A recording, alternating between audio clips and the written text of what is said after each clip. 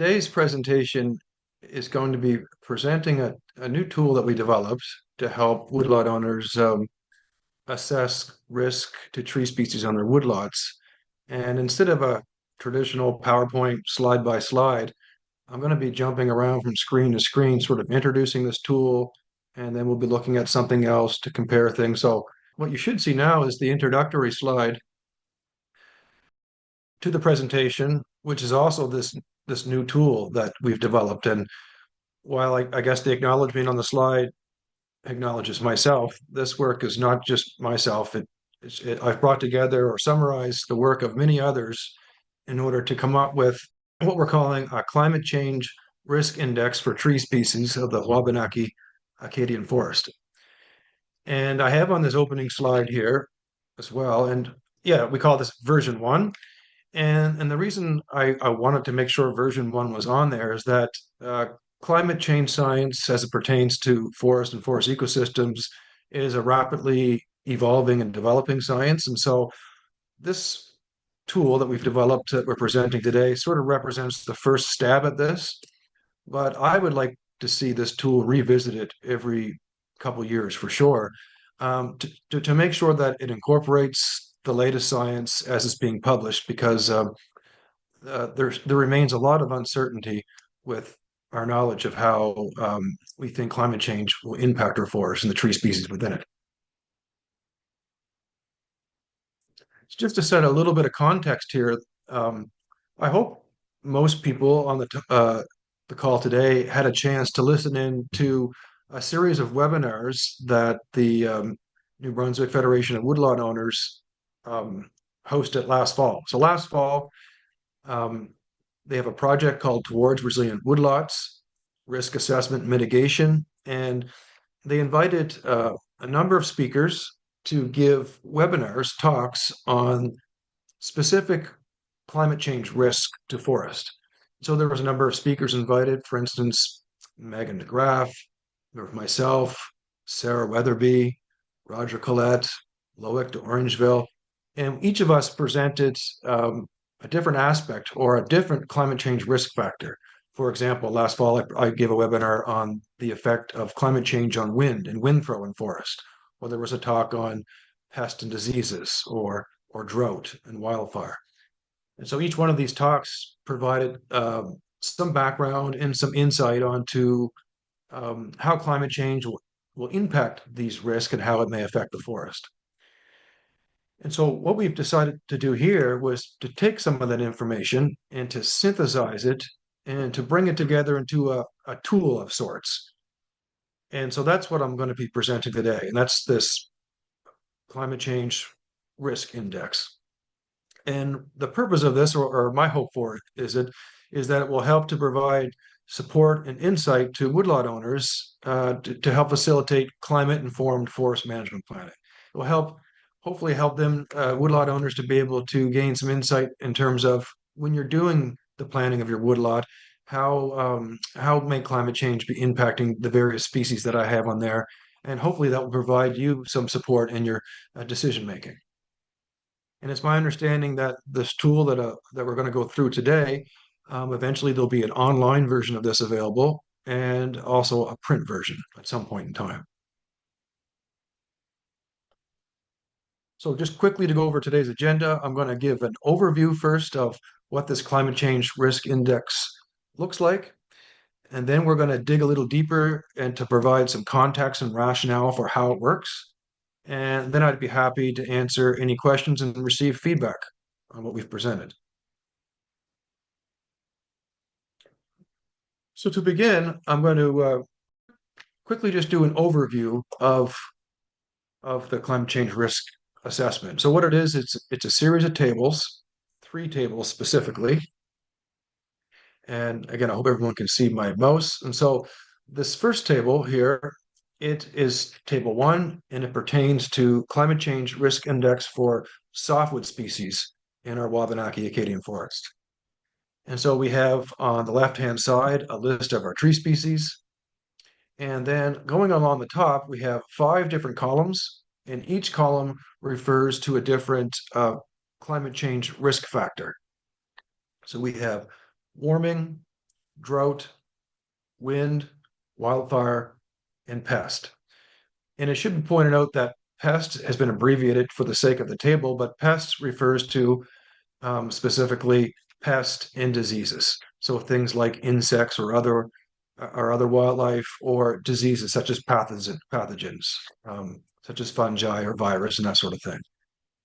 And then within this table, we have a series of ratings: low, moderate, and high, and each one pertaining to the level of risk for that species in terms of whichever risk factor you're looking at.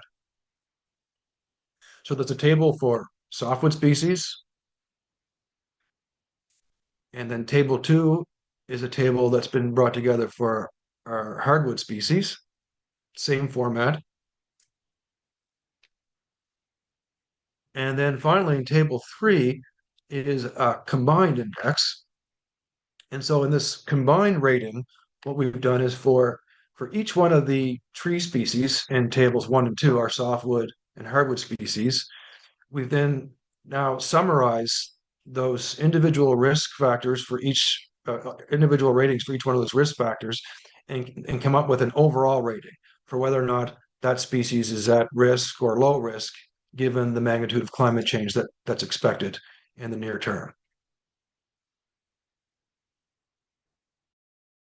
It also should be, well, I guess the hope here is with this is that it will help guide woodlot owners in their decision making. But I guess I want to mention just an air of caution with this too, is that just as an example, in table three here, we have balsam fir listed as high risk, and high risk meaning that given the magnitude of climate change expected in the near term, there's a high level of risk that balsam fir will experience some negative health consequences. But just because a species is listed as high risk, I don't want to give woodlot owners the impression that they should go and purge their woodlot of that species right away. It just means that given the state of science and the level of climate change that we're going to be talking about, there is a high risk that that species is going to be experiencing negative health consequences given the level of climate change. Or for instance, the reverse, if it's indicated as low, then given the state of science, there's a low risk that that species is going to be experiencing any kind of health consequences given the magnitude of climate change that's expected. So three tables overall. So I'm going to carry on now to my next slide.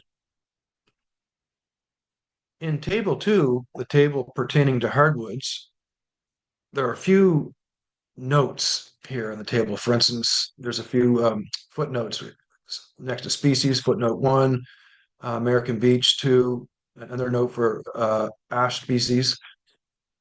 And so these notes, I just wanted to go through what they are, because when we're putting this table together, there are a number of assumptions and generalizations we needed to make.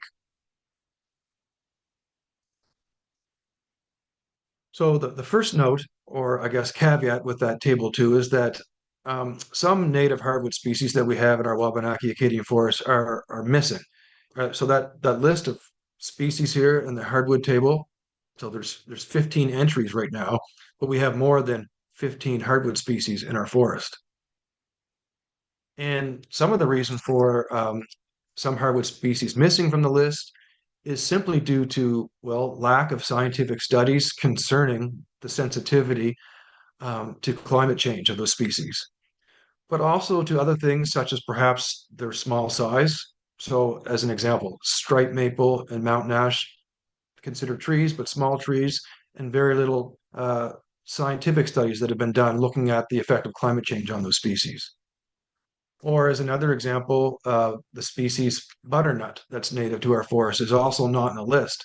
And that's largely due to the fact that due to disease, butternut canker, in its very limited geographical range in the Wabanaki-Acadian Forest, and due to the fact there are very few scientific studies on that species is also has not been included in the list.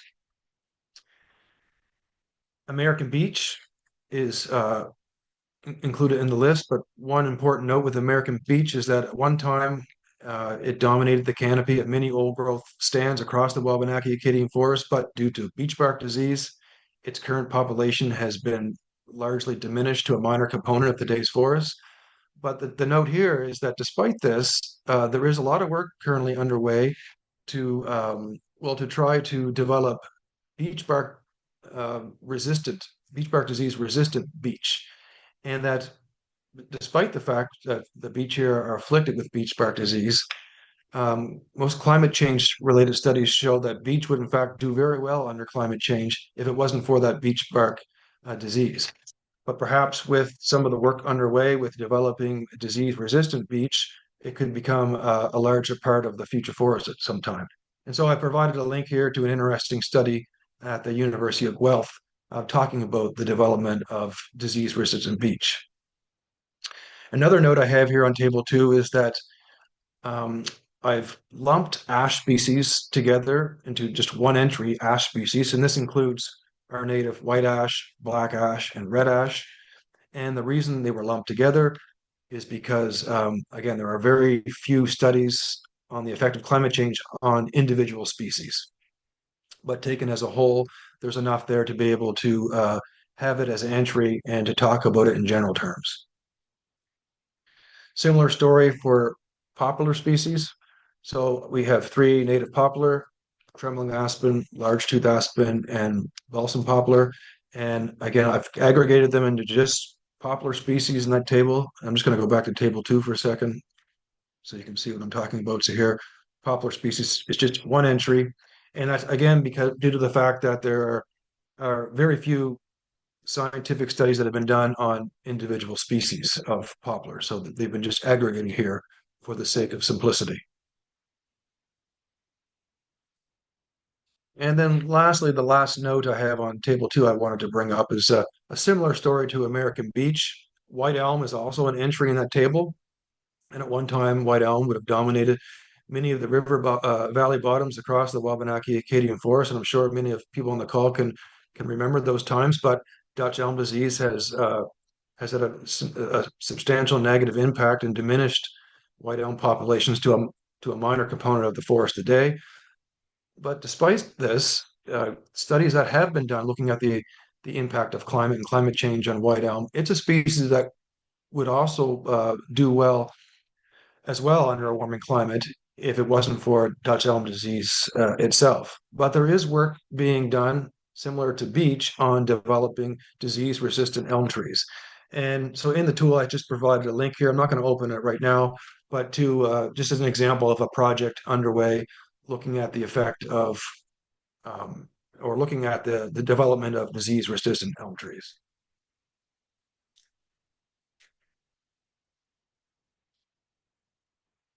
So those are a few key footnotes there for table 2. Now, going back, I'm going to flip back up to table 1. So table 1, table 2 are table 1 focusing on softwood species, table 2 focusing on hardwood species. But in both tables, we have species, we have our 5 risk factors. But for you to be able to use this information, there's some important key context that needs to be understood before applying the ratings in these tables. So I'm going to go back down a couple of slides in our table here. Do this slide here. This is part of the tool, part of this risk index, and it's providing some rationale, some key context for tables 1, 2, and 3. So these assessment tables or risk tables, the geographical area that they pertain to is the Wabanaki-Acadian Forest. And I'm sure most people are familiar with what the Wabanaki-Acadian Forest is, but I'm just going to open up a quick map for a second here. What I'm showing here first is this is showing the geographical extent of what we would call the Acadian Forest, what was called the Acadian Forest. And the Acadian Forest, it's a transitional biome. This unique mixture of sort of boreal, cold adapted species mixing with warmer adapted temperate species from the south. And you have this melding pot of between 30 and 40 native tree species that exist in this area. It was labeled the Acadian Forest some time back, I think by John Stanley Rowe, who was a CFS scientist. And it was largely a homage to the Acadian settlers at the time, because this was was known as Acadia at one point in time. But also, and more recently now, there's been movement to acknowledged that this is also the traditional territory of the Wabanaki nations. And it's interesting when you look at maps estimating the geographical extent of the historic Wabanaki nation's territories, that it also overlaps really well with this biome, this rich mixture of cold adapted or warm adapted species. And so hence why today we acknowledge this as the Wabanaki-Acadian Forest. So I'm going to go back again.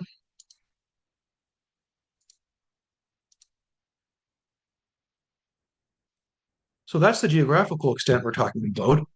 Now, besides space, the other important thing with these tables is to acknowledge what's the time we're referring to here, the time. And so these tables pertain to specifically the near-term future, the 2040 to 2060 time period.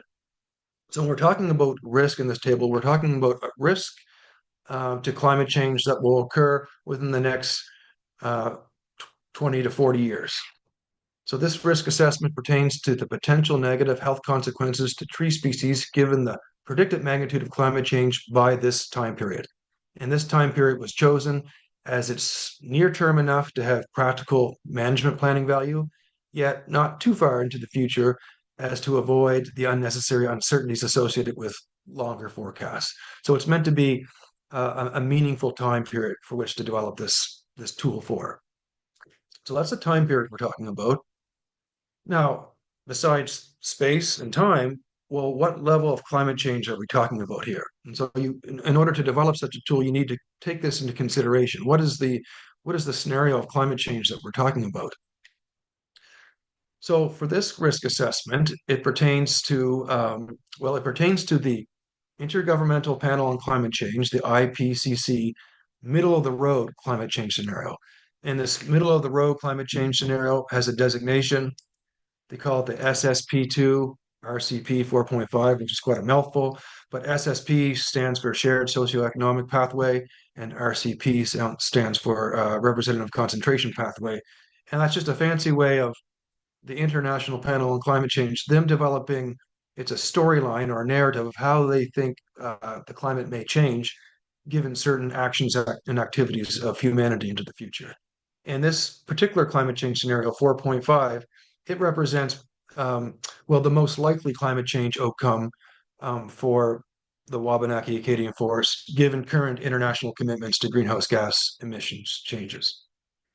And so the RCP, I'm just going to refer to it as RCP, but RCP 4.5 scenario, under that scenario, it predicts that mean annual temperature in this region will increase by about 2 degrees Celsius by this time period, 2040, 2060.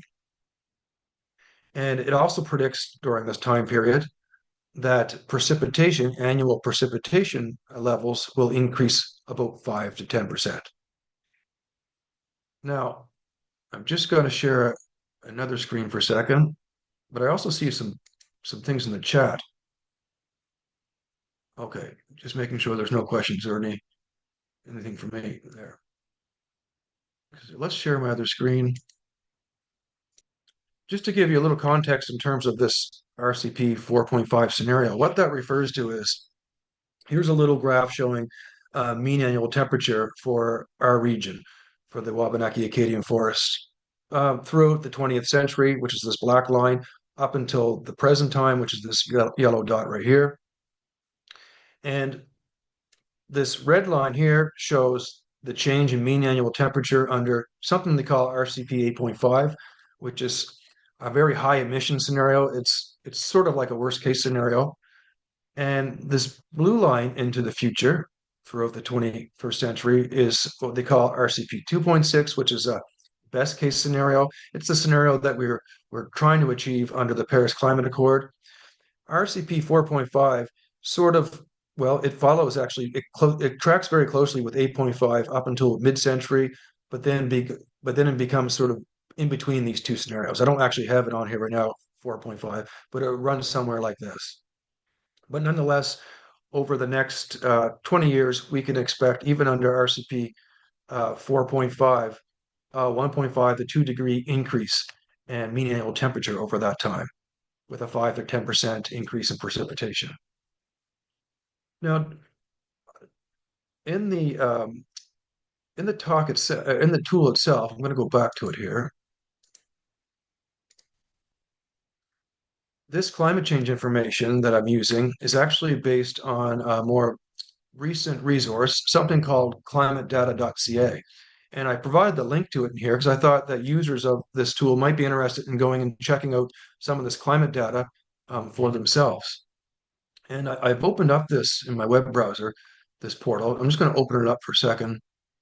So I hope everyone can see this now. This is the climatedata.ca website. So this is a free resource online provided by Environment Canada, along with a bunch of other partners. And through this website, they have maps and downloadable data on all these climate change projections in terms of how the climate's going to change. And just to quickly demonstrate, if I go on to maps, we get a big map of Canada here. And I'm going to sort of zoom in on New Brunswick a little bit. And up here on the left-hand side, we have a bunch of options to pick from. I'm going to leave that data selected right there. That's the data we want to use. You can pick different climate variables to look at. I'm going to select mean temperature since that's what I was talking about before. And right down here, we can pick different climate change scenarios. And so I'm using RCP 4.5 for this risk assessment tool. So I'm going to just click on that climate scenario.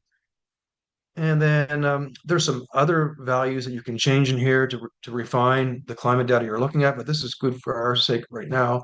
I'm going to zoom into New Brunswick, and it's in grid cell format right now. So I just click on any grid cell. It'll give me what the projected mean annual temperature will be for, well, I've clicked on the Fredericton grid cell. But so in Fredericton, for the future time period of 2041 to 2070, which is close to what we're talking about in this risk assessment, the mean annual temperature will be about 8.6 degrees, which is 2.9 degrees above what the average temperature was between 1971 and 2000. And if you click on details, you can look at some graphs showing how those projected temperatures will change over time. These graphs are all downloadable, and so is the data from this website. So this is a really good tool. So when we're talking about climate change, you can go on this and better visualize the magnitude of climate change that's going to be happening. So that's the climate scenario we're talking about. Now, in terms of risk, what do we, when I have, this is a risk assessment, and when I look at tables 1 and 2, for instance, I have risk being evaluated here. So what do we mean by risk? This is a really important definition for this table. So in terms of risk refers to the potential for negative health consequences to tree species across the Wabanaki-Acadian Forest, including, but not limited to, declines in growth, reproduction, and abundance. Now, given the complexities and uncertainties involved with assessing future tree species population health as affected by climate change, for this tool, risk has been categorized and assigned as one of 3 levels based on the current weight of scientific evidence and our understanding of how climate change will affect this particular risk factor for that particular species. So we've aggregated into 3 levels: low, moderate, and high. Low meaning there is currently little to no evidence that climate change poses a risk to the tree species health, and in fact, it may even benefit from climate change to some degree. Moderate risk meaning there is evidence in agreement that climate change poses a marginal level of risk to this tree species health. And high meaning there is evidence in agreement that climate change poses a serious risk to the tree species health. Now, one thing I do want to point out with this rating system, low, moderate, and high, if a species is designated as high, for instance, I'll go back to the combined table number 3, we have balsam fir ranked as high overall. In terms of the meaning here, high doesn't mean that in the next 20 years under this climate change scenario that balsam fir is going to disappear. What this is suggesting is there is strong evidence in agreement that that level of climate change in that time period for this area poses a serious health risk to that tree species. So it means that there's very likely that tree species is going to be experiencing some form of serious health risk given the magnitude of climate change we have ahead of us over the next 40 to 50 years. And those health risks could include things related to growth, reproduction, or its overall abundance. And so that's what we mean by risk in this case. So with that in mind, let's just go up and take a look at this table and look at these 5 risk factors and just drill in a bit more on what each one of them means. So for table 1, the table focusing on softwood species, we have our 5 risk factors, the first one being warming. So before I look at these individual ratings we have here right now, I just want to focus in on what do we mean by warming? What is the risk factor of warming? What does it pertain to? So I've included definitions of this down further in the tool. And so for tables 1 and 2, warming refers to risk associated with warming that may negatively affect the tree species health given the magnitude of warming predicted under RCP 4.5 by this 2040-2060 time period. This risk factor is assessed independently of changes in soil moisture and only considers the direct effects of temperature on the tree species health. So that's an important aspect of this risk factor, is that it's just looking at what's the role of the warming itself, like the extra heat on the tree species, not the effect of warming on soil moisture, which is another effect, but just the effect of the warming on the tree species itself.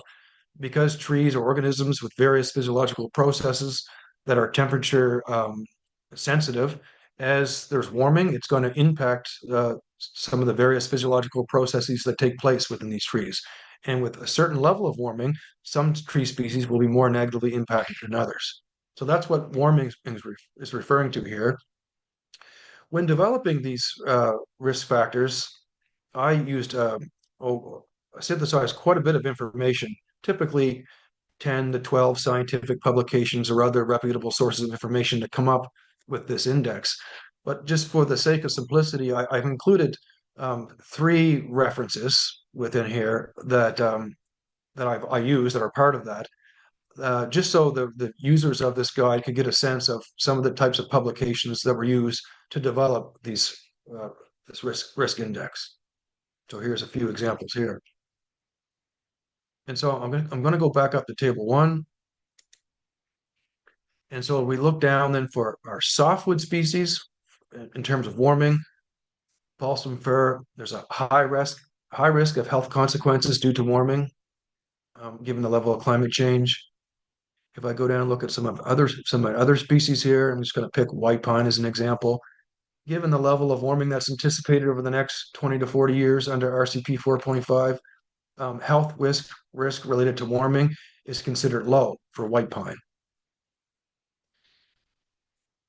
And just to give the readers sort of a sense of the information used to develop those ratings, well, I'm going to click on, I have one paper I cited here, which is a relatively new paper that myself and several colleagues published this past winter.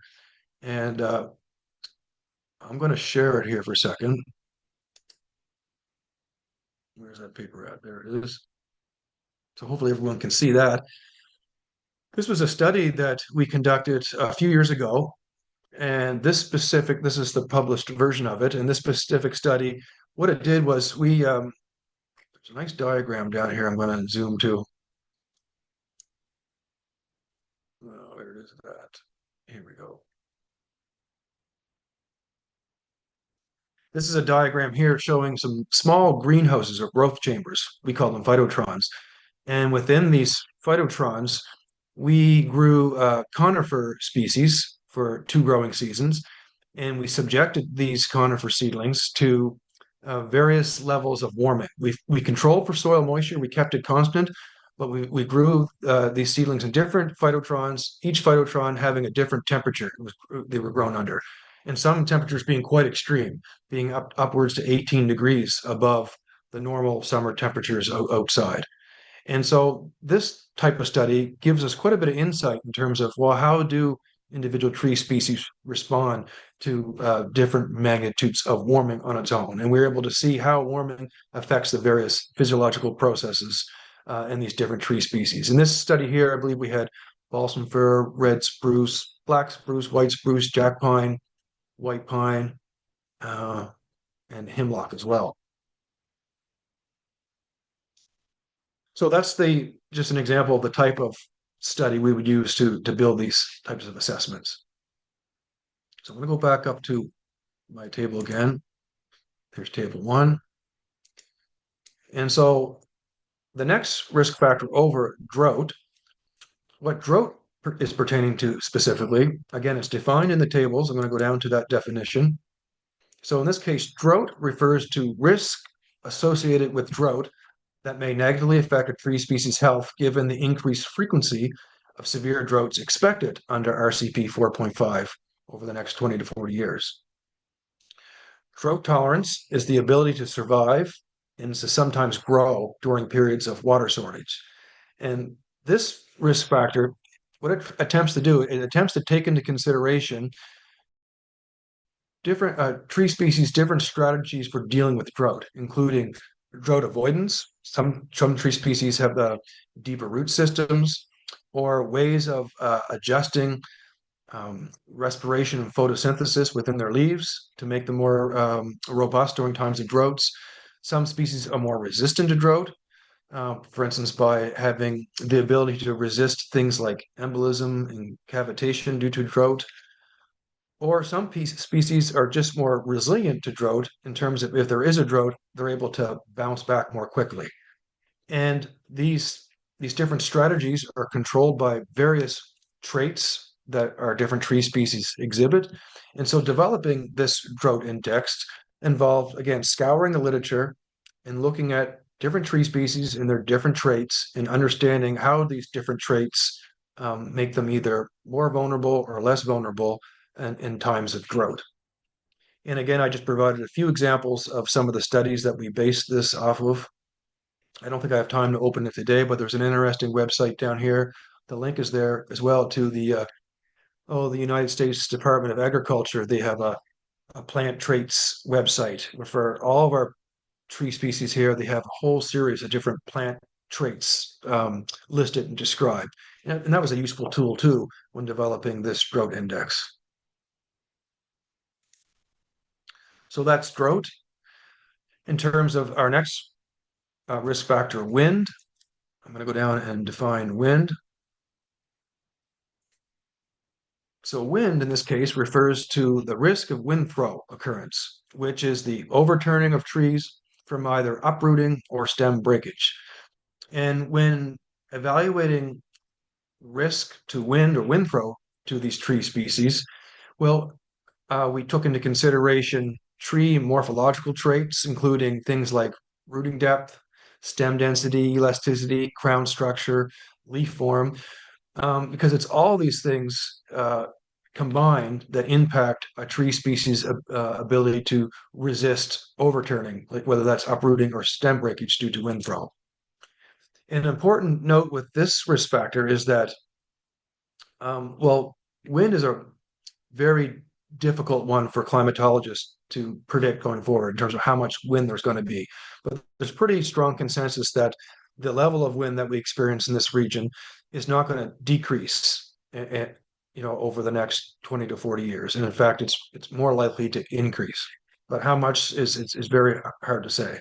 But given that fact, given that wind is not going to decrease and it may increase, then understanding our individual tree species and their vulnerability to wind throw is important. Now, just looking at my time here, I want to make sure I have enough time for questions, but I just wanted to dive into that a little bit more. I'm going to share another screen here.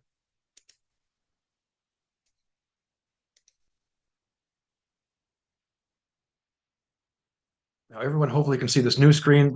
I just wanted to remind everybody when assessing risk to wind throw, whether a tree is overturned or not, it really depends on forces being applied to the tree, such as the wind itself, but also characteristics about that tree that impact that wind force, including things like tree height and crown size, the architecture of the crown itself, the types of leaves that that crown is made of. All those things influence how much drag wind creates on those trees.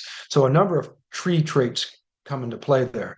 Or the opposing forces that oppose these applied forces, resisting forces, are things like stem strength and stem elasticity, again, traits specific to individual tree species, or things like rooting habit, um, whether it's a shallow or deeper rooting tree species, how much roots, the different types of rooting systems. So rooting architecture comes into play.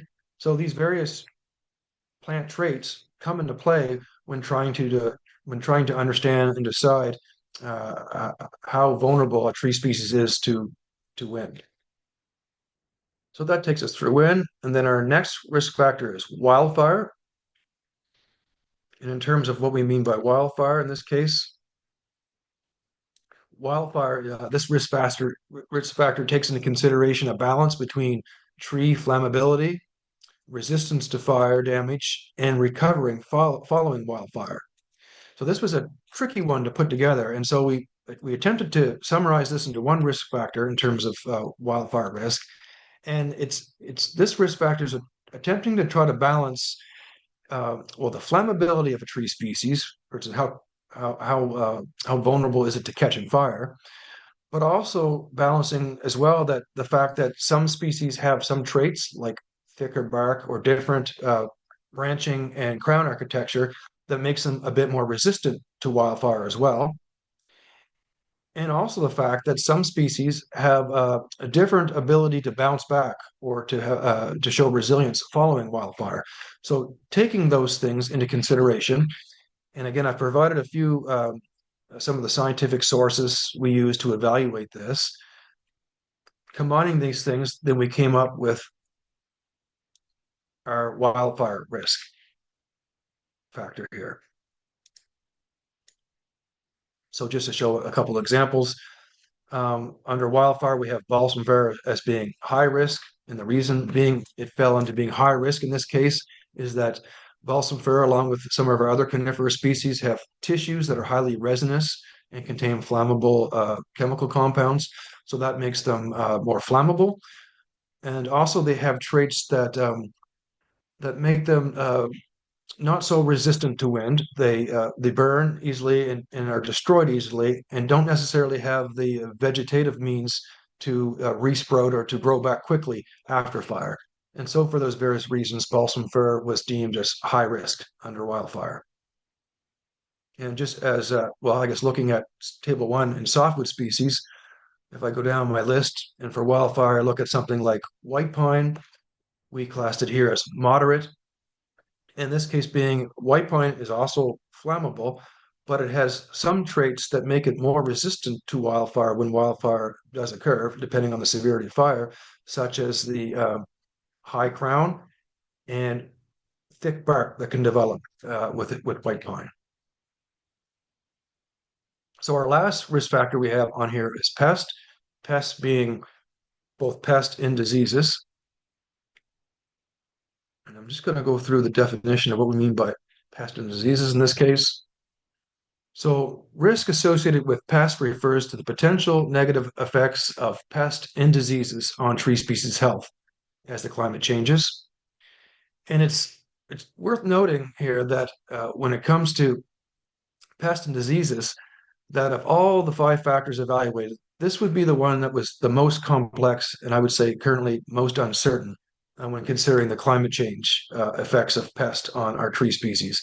And it's because when trying to aggregate this and summarize this, you're trying to consider the effect of climate change on literally hundreds of different individual insects and diseases, how climate change will affect those insects and diseases, and then how will that affect the tree species. So given that complexity, and also given the fact that there are very few scientific studies that have been done on all of these individual pests and diseases, it does make it much more complex and uncertain to try to evaluate this risk factor for our tree species. To help account for these uncertainties, this risk factor only considers known emerging threats that may occur under climate change. Species considered high risk are those under threat from existing or new pests and diseases that are expected to intensify under climate change. Low risk in this case suggests that there is currently um, uh, little to no evidence that damage from existing or new pests and diseases will intensify under climate change. And so just quickly to give a sense of the complexity of this and some examples of pests and diseases that will impact or may impact our tree species. Switch streams again.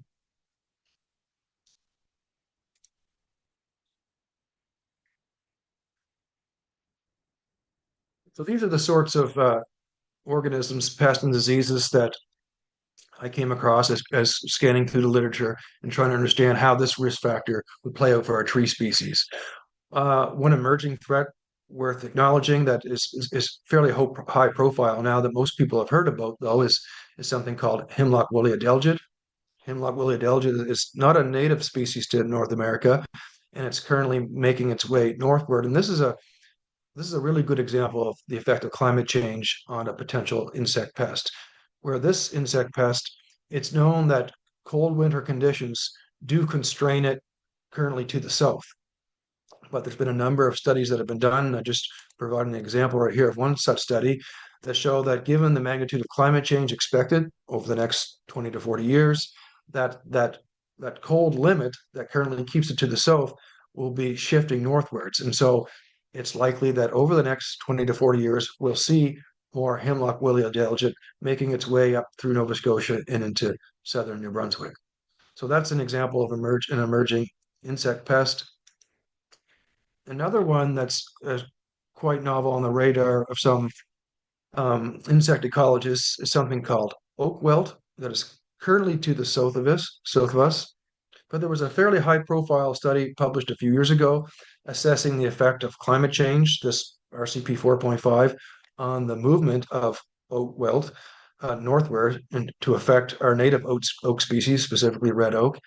And it suggests that, as the climate warms, as it's predicted to do, there is an increased risk that we may see oak wilt moving into some portions of southern Canada, including here in the Maritime region. And so I have other examples here of different pests, but we don't have time to get into them today. But needless to say, there were quite a few studies that myself and a few colleagues I worked with on this went through in order to come up with this risk factor.